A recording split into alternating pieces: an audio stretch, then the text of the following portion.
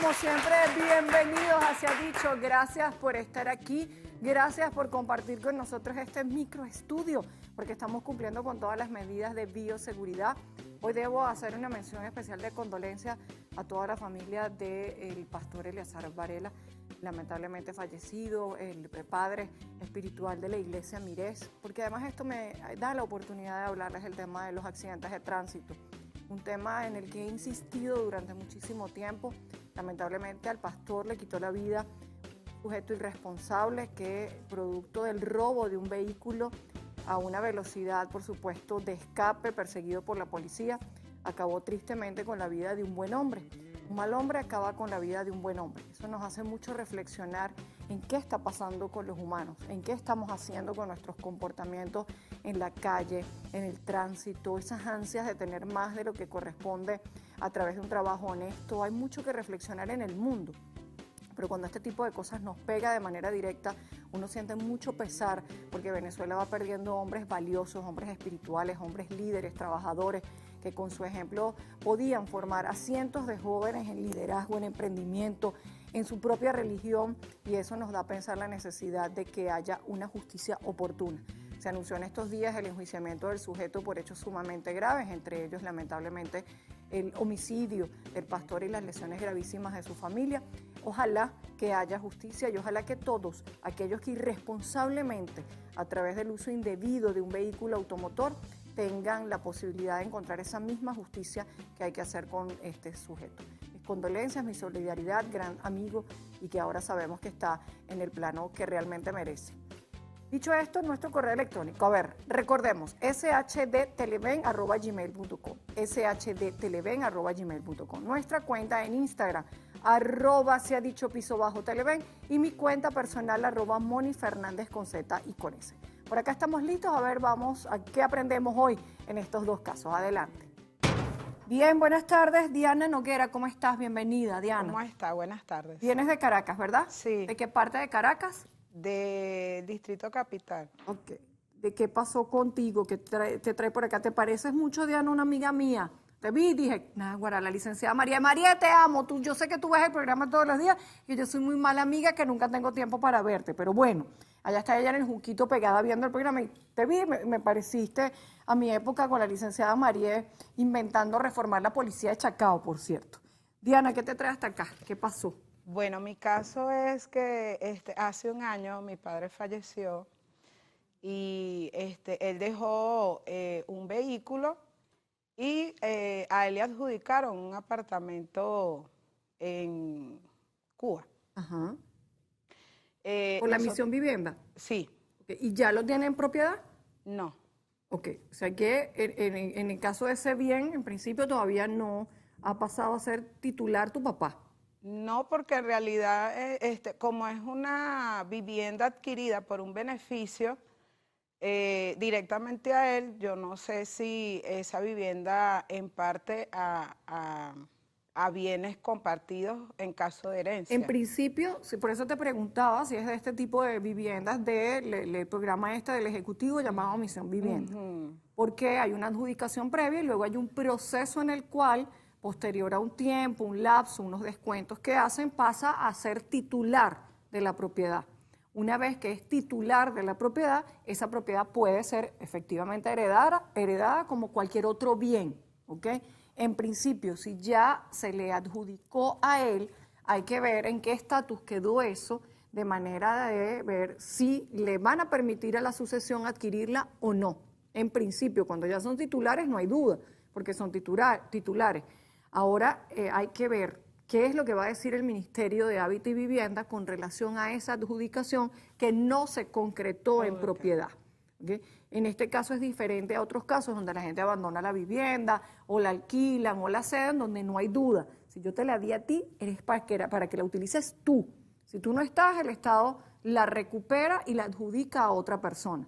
¿Tú tienes documentos de eso, de la vivienda? No, lamentablemente no, porque cuando a mi papá le entregaron la vivienda, a él simplemente le dieron la llave. Yo lo acompañé y de hecho yo no pude entrar porque él era el beneficiario. Pero no hay un papel como tal que conste. ¿Y se le entregó el Estado? Sí, ¿O fue un tercero? No, eso fue un acto en el cual nada más eran los beneficiarios. Yo no pude entrar, yo me tuve que quedar afuera. ¿Y tienes conocimiento si en el papeleo de tu papá él habló de su núcleo familiar, de cómo estaba compuesto el núcleo familiar Bueno, o qué planillas tomó, etcétera? en realidad, yo tengo mi vivienda y sí, yo iba con él a esa vivienda. En medio de un tiempo, mi hermano mayor se vino a vivir con él y él es el que actualmente está viviendo ¿Y él ahí. habitaba esa vivienda con tu papá? Sí, claro, por Ok, pero supuesto. te hablo a nivel de trámites. Normalmente cuando se hacen estas adjudicaciones, se hace una solicitud, ¿ok? Donde te piden ciertos papeles. Tu declaración jurada de no poseer vivienda, quién compone tu núcleo familiar, porque de alguna manera el Estado le da prioridad a los núcleos familiares. ¿Sí? Donde hay un papá, una mamá y unos hijitos, de hecho pide constancias de concubinato, pide constancias de matrimonio, para de alguna manera proteger a la familia. No es lo mismo darle una casa, un apartamento a una sola persona que dárselo a un grupo familiar que puede estar por un promedio siendo conservadores, entre 4 y 5 personas. Cuando tu papá hizo esos trámites, tú sabes si él puso allí, este es mi núcleo familiar o... Claro, en estas viviendas hacen censos. Ajá. En estos censos está nada más mi hermano mayor con su núcleo familiar y lógico mi papá. Pero sí están en el censo. Sí, claro, por Ok. supuesto, porque él era en aquel momento el jefe de familia. ¿Y tú no has ido después de un año al ministerio con la cédula de tu papá a averiguar cuál es el estatus en sistema de la vivienda de tu papá? No he podido ir. Eso es el paso número 1, Ok. ¿ok? Porque en principio de lo que me estás diciendo, si no hubo, que no lo sabemos, a lo mejor tú llegas y te encuentras que efectivamente tu papá firmó su Ok. titularidad o que el Estado ya hizo todo su procedimiento administrativo interno y otorgó la titularidad, que casi todas o muchas de ellas ya están en un proceso de otorgar la titularidad, porque es lo único que te garantiza la propiedad. Hay otras que no, hay otras que te exigen el paso de un tiempo, por eso hay que ver cuál fue el contrato, cuál fue la negociación que hizo tu papá con el Estado para saber, según ese contrato que se firmó, si tienen ustedes derecho o no a Ok. conservar la titularidad como sucesión. Ok. ¿Ok? Como sucesión. Un poco por lo que te digo, con estas viviendas ha habido muchísimos problemas, porque bueno, como todo en este país, es que yo no entiendo cómo la gente hace estas cosas. Te da la vivienda porque según tú necesitas dónde vivir, entonces van y se la alquilan a Alexi, ¿verdad? Entonces, ya ahí tú no necesitas la vivienda, lo que estás haciendo es un negocio. ¿Qué hace el Estado? El Estado está censando y está averiguando, mira, ¿quién eres tú? ¿Cuándo te di yo esto? No, que a mí me lo dieron, me lo vendieron, me lo cedieron. Dígame la gente que las cambia. Te cambio mi casa en Cuba por mi casa en Caracas. ¿Pero qué es eso? O sea, el Estado tiene unos beneficios y esos beneficios no son transferibles, a menos que ya se regularice y haya una titularidad. Entonces, tu paso 1, para ver qué es lo que vamos a discutir con tu hermano, es qué hizo tu papá. Okay. ¿Cuál es el estatus de eso? Tú perfectamente vas aquí al Ministerio de Hábitat y Vivienda, la avenida Francisco de Miranda, en Chacao, y preguntas, mira, esta es la cédula de mi papá, ¿qué fue lo que mi papá le otorgaron? ¿Cuál es el estatus jurídico de esto acá interno? Y participar que él falleció y que ustedes van a hacer una sucesión, porque tú tienes que sacar el RIF sucesoral. Okay. ¿Lo hiciste, el RIF sucesoral? No, porque por eso es que vengo aquí. Porque mi hermano lamentablemente ha tenido un comportamiento inadecuado. De hecho, mi papá dejó un vehículo también en el cual él quedó en que lo iba a comprar, iba a quedar en 3 familias y no ha hecho absolutamente nada. ¿Son 2 hermanos nada más? No, somos 5. Ah, caramba. 5 hermanos. ¿Y dónde están los demás? Bueno, uno está en Margarita, está trabajando, otro vive en Cuba, cerca del urbanismo, el mayor es el que vive en la vivienda de mi papá y yo, bueno, aquí en Caracas, pues. Ok, ¿y los demás hermanos qué dicen? Bueno, somos 5 en realidad, 2 que están conformados por un matrimonio. Ellos sí están como un poco muy alejados, pues. De hecho, somos hermanos lejanos, porque después de la separación usted sabe que viene como que la apatía, Entonces, en realidad no tuvimos contacto hasta lamentablemente cuando mi padre fallece. Imagínate tú dividir un carro entre 5.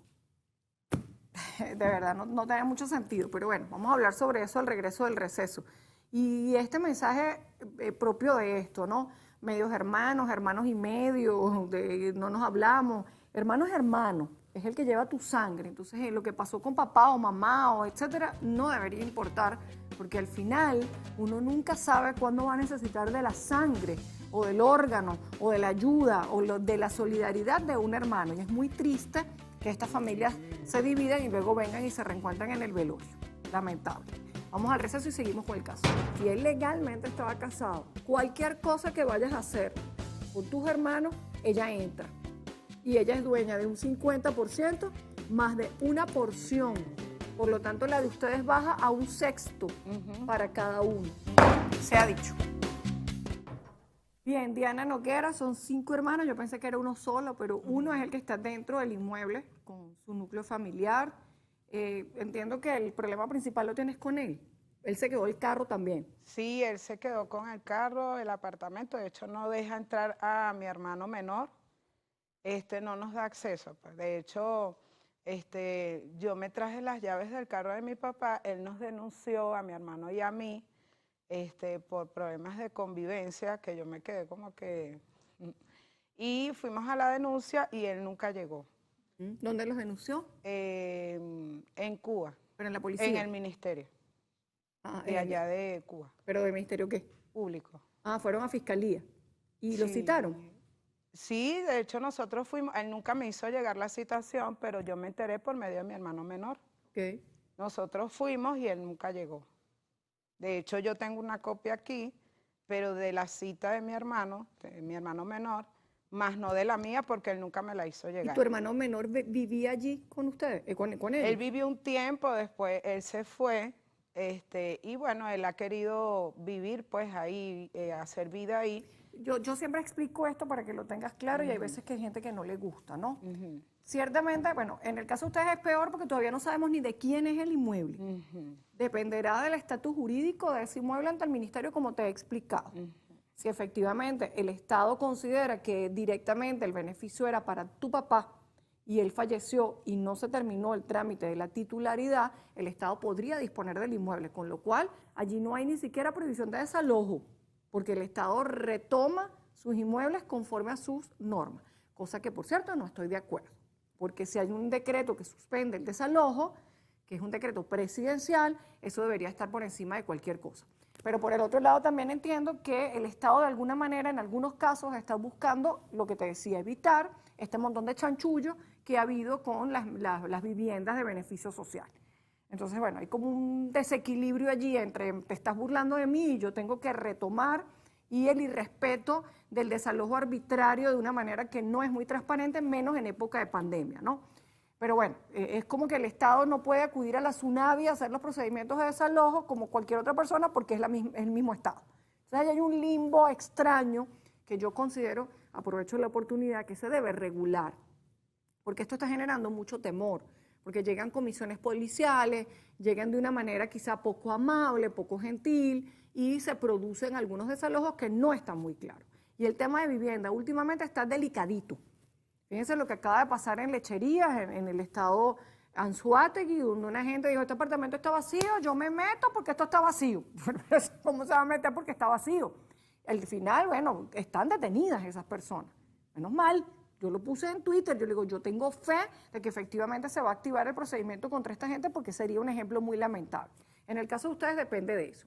Pero suponte que fuera la circunstancia normal, donde ya tuviésemos clara la titularidad del inmueble. Que el inmueble sea de tu papá, o supongamos que fuera ya de tu papá, que estuviera registrado. El que vive allí es él con su núcleo familiar. Que sea la casa de mi papá no quiere decir que todos podamos entrar como nos parezca a la casa de mi papá. Porque hay un concepto en el Código Civil que se llama el hogar. ¿Qué es el hogar? Ese lugar donde jurídicamente tú habitas, donde tú vives, que se convierte en tu domicilio, que es el lugar donde tú tienes el asiento de tus negocios e intereses. Entonces, no es porque tú seas hermano que tú tienes derecho a entrar o a dormir, sino que ya esa persona que estaba allí ha constituido un derecho diferente que va lógicamente en conjunto con su derecho hereditario.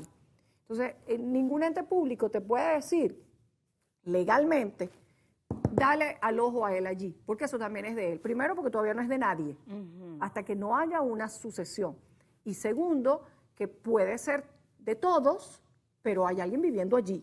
Entonces tú tienes que respetar el domicilio, que la propiedad es de todos. Sí, cómo no, cuando hagamos el procedimiento de partición. Porque entiendo que moralmente, separo lo legal, moralmente es como, bueno, ese es el apartamento de mi papá porque tú no me dejas entrar. Yo soy tan hijo como tú. Pero no es lo que corresponde legalmente. Claro, cuando todos nos llevamos bien y hay familiaridad, bueno, hermano, quédese aquí, pase, pero de resto hay que respetar ese espacio, porque ustedes todavía no son propietarios, y ese es el lugar donde ellos habitaban. Entonces, un poquito para que no me recarguen a las instituciones con una petición que la institución no te va a poder dar, porque la institución lo que hace, mire, pórtense bien, convivan, arreglen su problema, chicos, pero ¿cómo no vas a entrar este muchacho si esa casa era también de su papá? Pero legalmente no hay nada que diga, tienes que dejarlo entrar, empezando porque no son propietarios de nada, para que tengas un poquito claro eso y más bien se inclinen hacia lo legal. ¿El carro quién lo usa por fin? ¿Tú tienes la llave y él el carro? No, él tiene el carro, él siempre ha tenido el carro. De hecho, yo me traje las llaves porque quedamos que como el carro no estaba andando, porque esa fue la información que él me dijo, no, el carro lo chocaron, de hecho el carro está chocado. Después, bueno, en realidad no puedo cerciorar si el carro está en buenas condiciones ahorita, pero mi hermano, como vive cerca donde está la vivienda de mi papá, dijo que sí, que él había pintado el carro, que el carro estaba andando y le había sacado otra llave. Pero él desde el principio se ha quedado con el carro. Claro, pero fíjate, si reparó el carro y lo puso a andar, él te va a decir, ahora me debes lo que reparé el carro. Lógico, pero él fue el que lo chocó. Ah, bueno. Él fue el que lo dañó. ¿Y de qué año es ese carro? 2013. Ok, no está tan viejo. ¿Cuánto puede costar ese carro? Bueno, si está en las condiciones que yo lo vi, de verdad no. Nada. Como, no sé, en realidad no sabría calcular, tendría que ver usted la foto. ¿Y él pero si está en buenas condiciones, como me dijo mi hermano menor, está alrededor como de 3.500. Entre 5, ¿no? Para que veas entonces el proceso que puede pasar con esto, ¿no? Que sin lugar a dudas el principal problema es el de la vivienda, ¿no? A menos que haya otra cosa que tu papá haya dejado. ¿Tu papá no estaba casado? Sí. Ah, entonces no es entre 5, hay una esposa. Sí, lo que pasa es que yo me enteré de eso hace como 3, 4 meses atrás, pero ella no ha querido reclamar de alguna manera. Ella se ha mantenido. ¿Y la esposa no vivía en esa casa? No, ellos estaban separados. ¿Y cuando él la pidió, no la pidió como casado? No. ¿Y la cédula de él era soltero? Sí. ¿Estás segura de eso? Sí. Porque lo primerito cuando piden estas viviendas es decir que están casados, porque allí vas a tener un tema. Si él estaba casado, legalmente casado, sí, no concubino. No. Si él legalmente estaba casado, cualquier cosa que vayas a hacer con tus hermanos, ella entra. Y ella es dueña de un 50% más de una porción. Por lo tanto, la de ustedes baja a un sexto para cada uno. Y ella tiene su 50% como cónyuge y un sexto como hija, porque entra en la sucesión. Entonces, date cuenta de lo que se diluye absolutamente todo, empezando porque al estar ella casada, quien debe ser la titular de cualquier cosa que tú hagas ante un ente público tiene que ser la esposa, la cónyuge. Vamos a hablar de los pasos que vamos a seguir antes de enfrascarte en algo que te haga perder tiempo y dinero, porque como le enseño yo a mis abogados, lo importante es saber qué tengo para saber cómo procedo. Porque en un estricto sentido, yo no te puedo decir ahorita a ti, vamos a hacer sucesión, vamos a hacer declaración de únicos universales herederos, porque y si no tengo nada, perdí la plata. Vamos a ver qué tengo, qué no tengo y cómo procedo. Un momentito al receso y ya vuelvo. Yo vivo con mi papá, mi mamá, mi tío y mi primo, y bueno, lamentablemente se muere mi papá, que fue el que firmó el contrato. Bueno, los demás permanecerán allí con los mismos derechos, se ha dicho. Diana, un poco lo que te estoy explicando sirve para todo el mundo que está en estas circunstancias, porque yo a veces le explico a la gente, sí, tú no puedes renunciar a tus derechos, pero el esfuerzo que tú hagas para reivindicar tus derechos debe ser proporcional a lo que tú vas a recuperar cuando estamos hablando de este tipo de cosas que son bastante materiales, ¿no? Porque si te vas a desgastar en un montón de dinero para después recibir nada o tener un pleito de 10 años, no vale la pena, ¿ok? Entonces, lo único que tenemos es el vehículo a nombre de tu papá. Sí. Piensas tú, ¿no? Sí, sí, ese sí está a nombre de mi papá, de hecho. Tienes los papeles. Sí. Ok. Eso es punto número 1. Tú tienes que ir al ministerio, como te dije.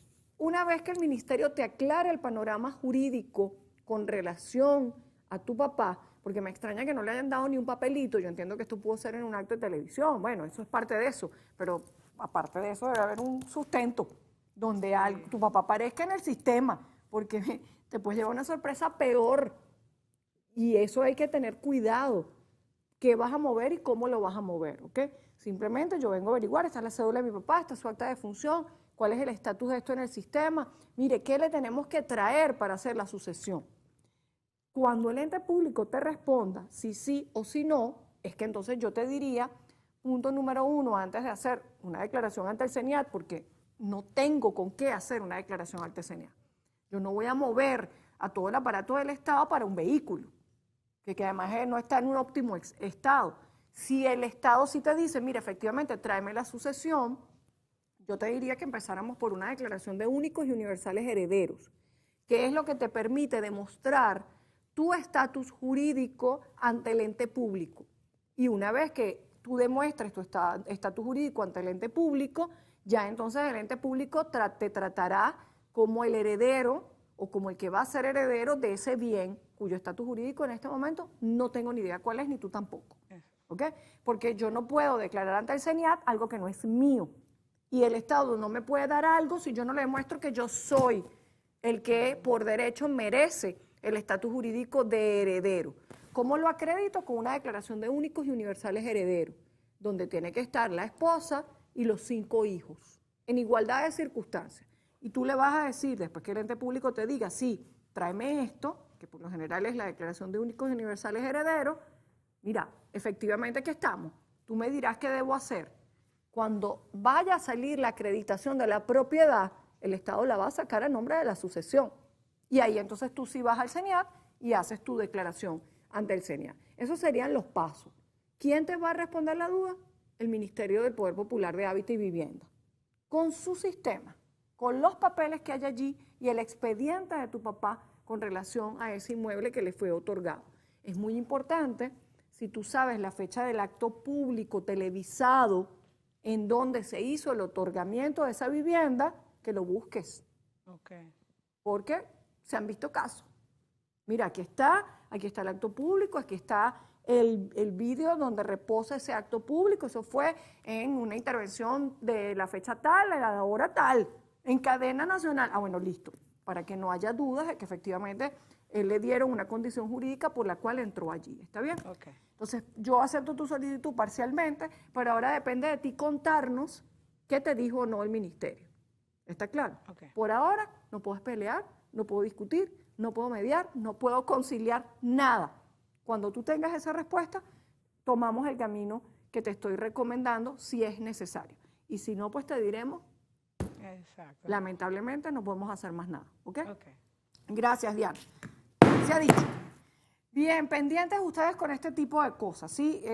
Sucesión no hay hasta que no se determine a través de la Declaración de Únicos Universales Herederos y de nuestra declaración sucesoral ante el CENIAT. Son dos cosas distintas. La Declaración de Únicos y Universales Herederos le da a usted el estatus de heredero y la declaración ante el CENIAT lo que le permite es pagar sus impuestos y adquirir los derechos hereditarios sucesorales conforme a las normas tributarias venezolanas.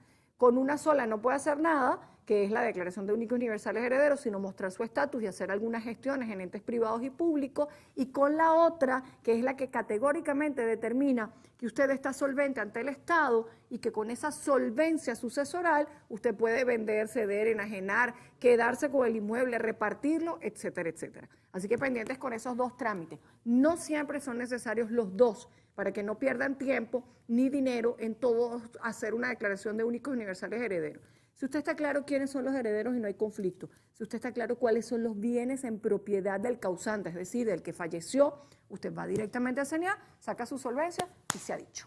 Vamos a recibir el siguiente caso. Bien, ya está por acá en el estudio Yajaira Hernández. Buenas tardes, Yajaira, ¿cómo está? Bienvenida. Gracias, doctora. Muy buenas tardes. ¿De dónde viene usted, Yajaira? De Latillo. De Latillo. Cuénteme usted, ¿qué la trae por acá? ¿Qué pasó? Doctora, nosotros siempre hemos escuchado a la autoridad decir que el desconocimiento de la ley no te exime de tus responsabilidades. Se da el caso que mi cuñado, que es abogado, nos informa que en el Código Civil venezolano está estipulado que aquellos firmantes de un contrato de arrendamiento que fallecen, los hijos heredan el contrato con los mismos derechos que sus padres. No es heredado y no lo dice el Código Civil. Bueno, Cuidado con lo que se dice. Ajá, porque hay mucha gente que admite eso, ¿no? Aquí hay una ley clara, Ley para la Regularización y Control de Arrendamiento de Viviendas, que ni me acordaba que estaba aquí. Esto a veces es más adorno que otra cosa. Desde siempre, si yo soy titular de un contrato de arrendamiento, y en las leyes anteriores era más complicado, pero acá categóricamente lo expresa, independientemente de la titularidad del inmueble, el inquilino mantiene sus derechos. ¿Quién es el inquilino? El que firma el contrato de arrendamiento y su núcleo familiar que habita en el inmueble. Cuidado con eso. No es que yo me muero y viene por allá el soldado, ¿verdad?, que es mi familiar en cuarta línea de consanguinidad y se mete en el inmueble y dice que él tiene derechos hereditarios. No, señor. Para que esté claro. ¿Qué significa eso?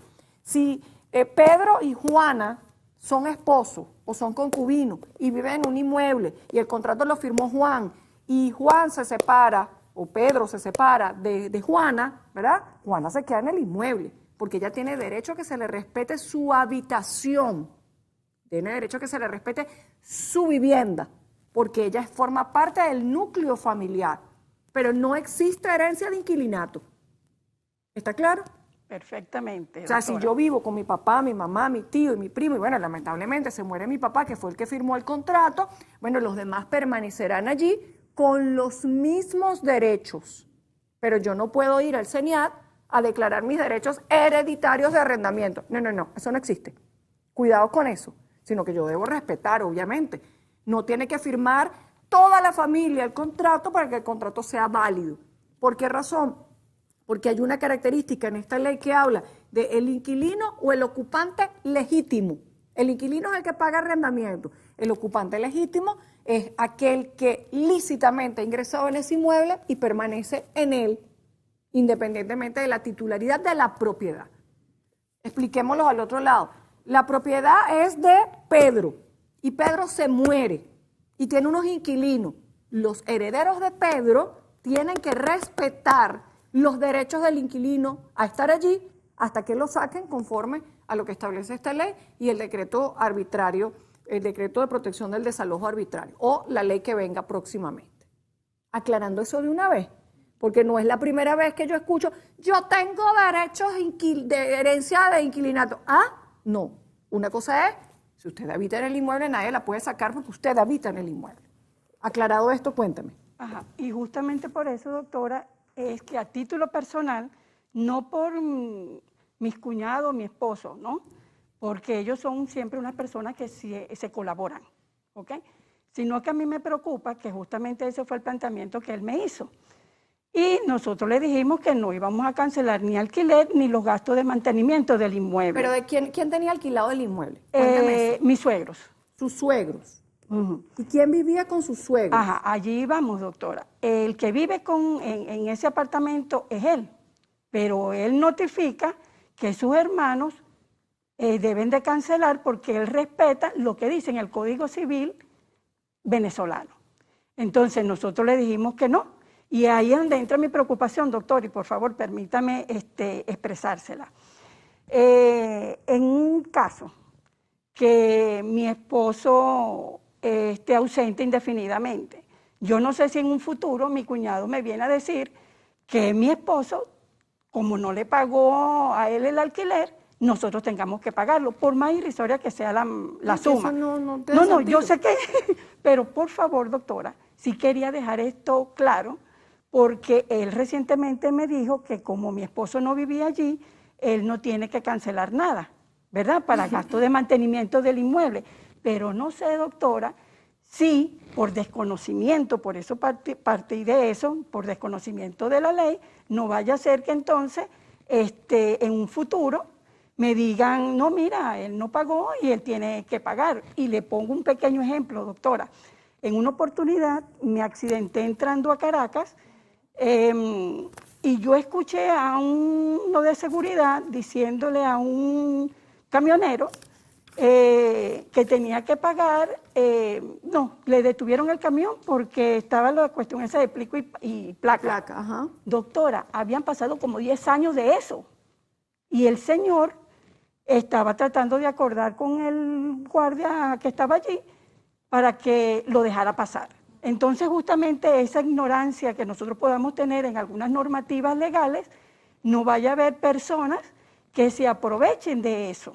Entonces, por eso le toco la puerta. Claro, yo quedé ya clara con la explicación que usted me dio. Ok, vamos, pero igual sí, vamos a ir al receso y vamos a puntualizar sobre hecho, porque me extraña mucho que un abogado diga que tiene derechos hereditarios sobre el arrendamiento. La primera pregunta que yo le haría a esta persona es, ¿y cómo los declaras? O sea, ¿cómo tú declaras eso? Si no, no existe. Pero bueno, vamos a puntualizar, revisamos la ley y conversamos al regreso del receso. Premisa mayor, el inquilino es mi papá y mi mamá y yo vivo aquí. Premisa menor, se murió mi papá y mi mamá, pero yo vivo aquí. Conclusión, ¿quién vive aquí? Tú. ¿Quién paga? Tú. Esa es la lógica. Se ha dicho. Yajaira, me gusta que usted haya traído su caso para acá y sobre todo que se le haya dicho un abogado porque me da la oportunidad de aclarar esto que nunca había pasado en el programa, pero que pasa en mi despacho. Mi despacho dice, yo tengo derechos hereditarios sobre el alquiler. Yo, perdón, la gente habla sin propiedad y la gente habla con una interpretación abusiva de la norma, ¿ok? Yo le di la explicación sencilla, pero es que esto está aquí, ¿no? Entonces, un abogado tiene que estudiar y tiene que saber lo que dice y cómo lo dice. Pero además, yo voy a leer esto ahorita, pero usemos todos el sentido común. Mi papá y mi mamá vivían aquí, yo vivía con mi papá y mi mamá. Ahora, mi papá y mi mamá se murieron y yo me quedo en el inmueble y yo llamo a mis hermanos para que me paguen en el inmueble. Eso es sentido común. Eso no es sentido común. Y el derecho es sentido común, es lógica. Por eso uno en primer año de la universidad aprende una materia que todo el mundo odiaba, que yo la amé con locura, que se llamaba lógica jurídica. O sea, premisa mayor, el inquilino es mi papá y mi mamá y yo vivo aquí. Premisa menor, se murió mi papá y mi mamá, pero yo vivo aquí. Conclusión, ¿quién vive aquí? Tú. ¿Quién paga? Tú. Esa es la lógica. No hay más nada que interpretar. Porque primero es absurdo que yo pretenda ir al CENIAT y decirle, declaro los derechos hereditarios sobre el arrendamiento de mi papá y mi mamá. ¿Y cómo lo materializa? Distinto es lo que yo le acabo de explicar, que está acá textual, ¿no? Para que entonces tomen nota. Tenía tiempo que no les decía artículos de la ley, pero bueno, hoy me dio por agarrar la ley para que lo busquen sobre todo los abogados, los estudiantes de derecho, para que la gente comience a hablar con propiedad. Lo que le decía al propietario está en el artículo 38. Subrogación de derechos del propietario. Textualmente, si durante la relación arrendaticia, por cualquier causa, el inmueble arrendado pasare a ser propiedad de otra persona. Cualquier causa que es muerte, venta, cesión, donación del titular. ¿Qué dice acá? Se subrogará totalmente el pleno derecho de las personas que estén allí. En pocas palabras es lo que dice acá.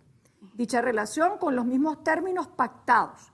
Yo compro un inmueble que está arrendado y yo tengo que estar claro que yo le tengo que respetar sus derechos a los inquilinos, ¿ok? Vamos ahora a lo que les está pasando a ustedes, que tiene que ver con la subrogación del contrato, pero para el inquilino, ¿sí? Textualmente.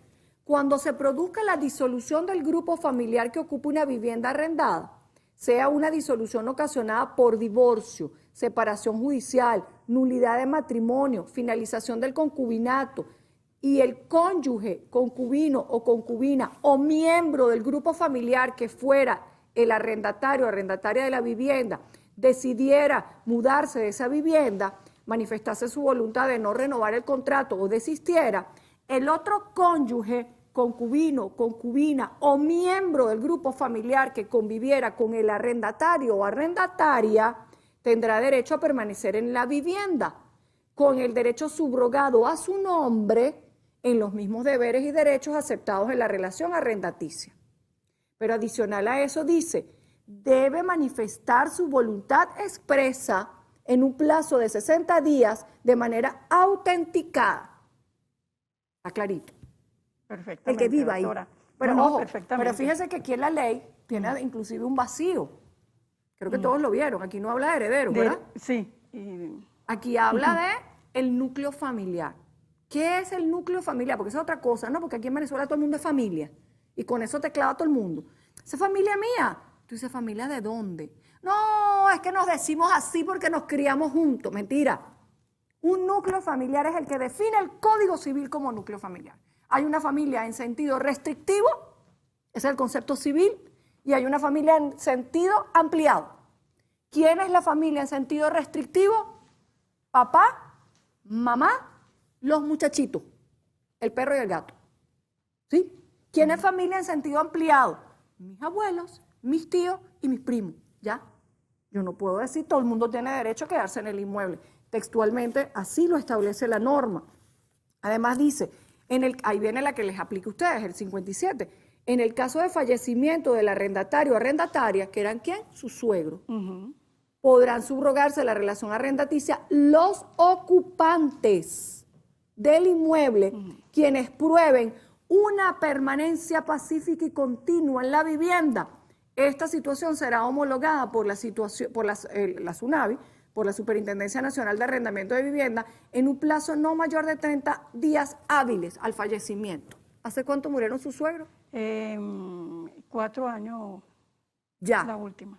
4 años. Sí. Y la pregunta sería, ¿el abogado es qué? ¿Familia suya qué es? ¿Cuñado? Cuñado. El cuñado suyo fue a la SUNAVI y participó que él tenía permanencia fija aquí y que se subrogaba el contrato. Bueno, hubo unas gestiones, pero no estoy muy segura. Porque es una cuestión que hizo él, pues. Poniéndome ahora en los zapatos del propietario. Si tú no hiciste lo que dice acá, se acabó la relación arrendaticia y no te puedo reconocer como un ocupante. No, yo creo que él sí él lo hizo porque él nos notificó que él había hablado ya con el arrendador. Bueno, entonces debe estar notificado. Habló con el arrendador, pero no pasó por la SUNAVI y me corto la nariz. Y no puedo porque tengo la careta puesta.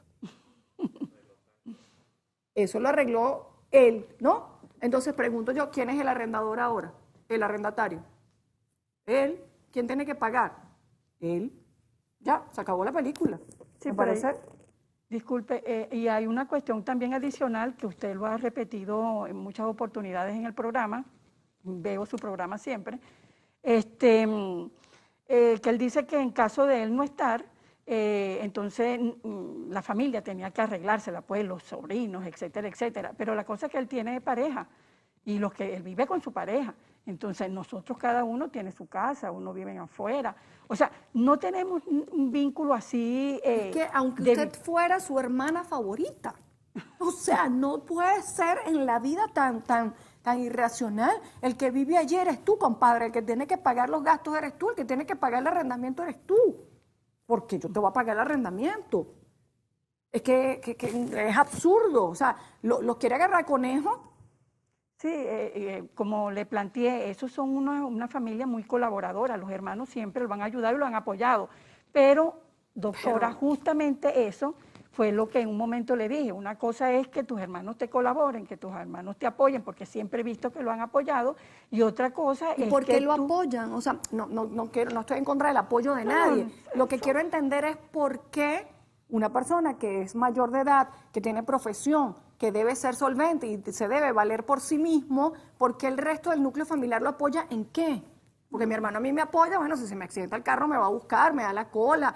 Si de repente uno no en ese momento no tiene una plata, uno llama a su hermano, mira hermano, estoy pelando, por no decirle otra palabra que es más fea, pero es la que uno dice.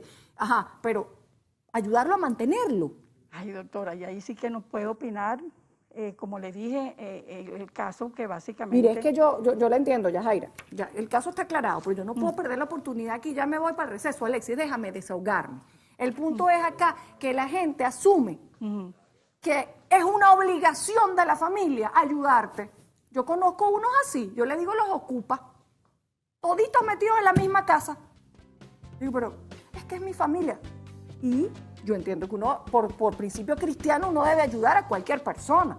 Pero de allí a que yo tenga la obligación de ayudarte, hay un camino como de aquí al Amazonas. Vamos al receso antes que Alexis le dé un beriberi. Entonces, hay que aclararlo. La colaboración no es una obligación.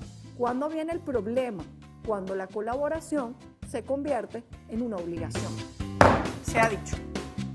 Yajaira, como usted dice, bueno, me lo comentaba en el receso, ¿no? Que no quiere decir que la persona no se colaboren, no se ayuden, pero precisamente colaborar es voluntario, ¿sí? Yo puedo colaborar, bueno, si yo veo a un familiar en un estado de necesidad, en un momento donde, bueno, no puede valerse por sí mismo, porque Venezuela tiene muchos problemas económicos y no todo el mundo puede generar ingresos para mantener inclusive su estatus de vida que se mantenía en otro momento. Yo a veces lo veo con mis propios vecinos, ¿no? Bueno, que el condominio sube, que es muy alto. Y digo, sí, pero es que el condominio existe antes que la crisis y tú lo tienes que mantener, y si no lo puedes mantener, tú tienes que buscar los mecanismos. Yo no puedo decirle a alguien, no pagues el condominio porque el país está mal, porque entonces se nos cae el edificio a todos. Igual pasa con la colaboración.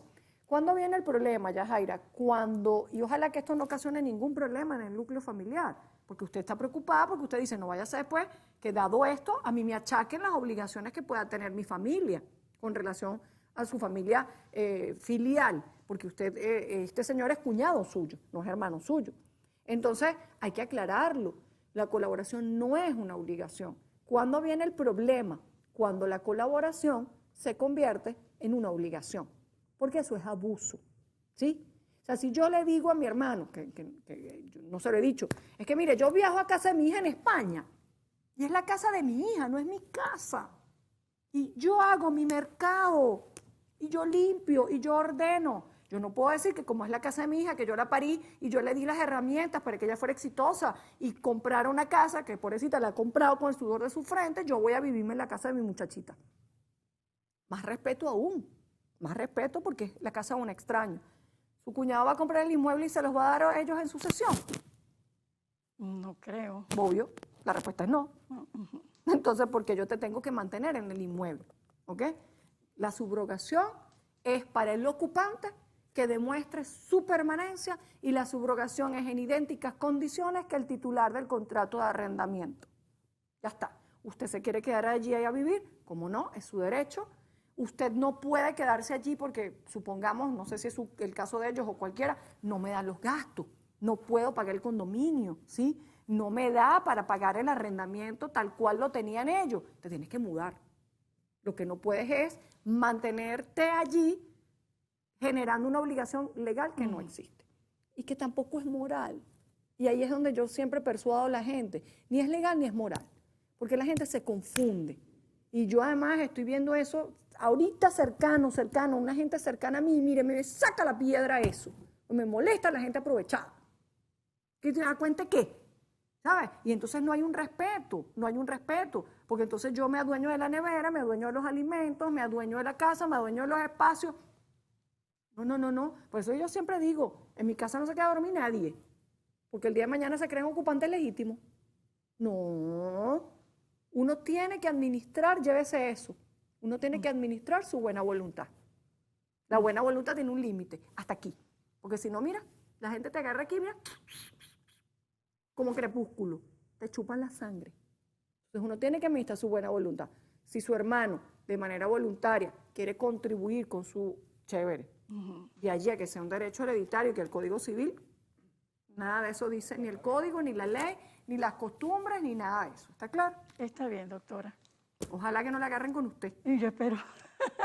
No, pero muchas gracias, de verdad. Es algo que quería aclarar. Todo el mundo tiene derecho a aclararlo, porque es verdad. Y además, si te lo dice un abogado, la gente dice, me lo dijo un abogado. Sí. Y tú dices, bueno, pero no todo lo que dicen los abogados es cierto, ni siquiera lo que digo yo. Son percepciones, son interpretaciones. pero con relación a cuando una ley es textual como esta, no hay interpretación que valga, ¿está claro? Está bien, doctora. Muy bien. Muchas Dicho esto, Yajaira, gracias. Se ha dicho. Bien. Alexi es el único que me aplaude, vale.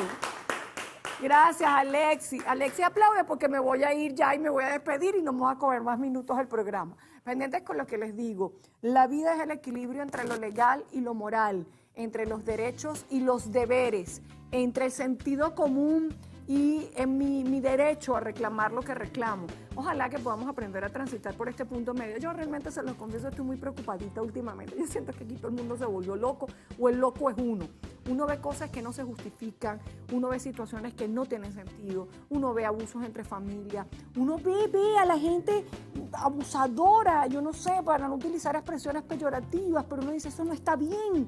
Estás en una casa ajena, tienes que respetar, tienes que colaborar, tienes que irte, tienes que contribuir. Pero bueno, cada quien está formado sobre la base de unos principios y unos valores, y aquí lamentablemente muchos principios y muchos valores se han extinguido, y parte de la obligación moral de este programa que me trajo a mí a Televen hace 10 años es educar. Y educar pasa no porque se aprendan todo esto textual, porque usted tenga valores y principios y los aplique. No le haga a otro lo que usted no quiere que le hagan a usted. Con eso me despido. Hasta la próxima. Se les quiere y se les respeta. Un beso para todos y Dios me los bendiga. Gracias. Chao, chao. Gracias. Chao.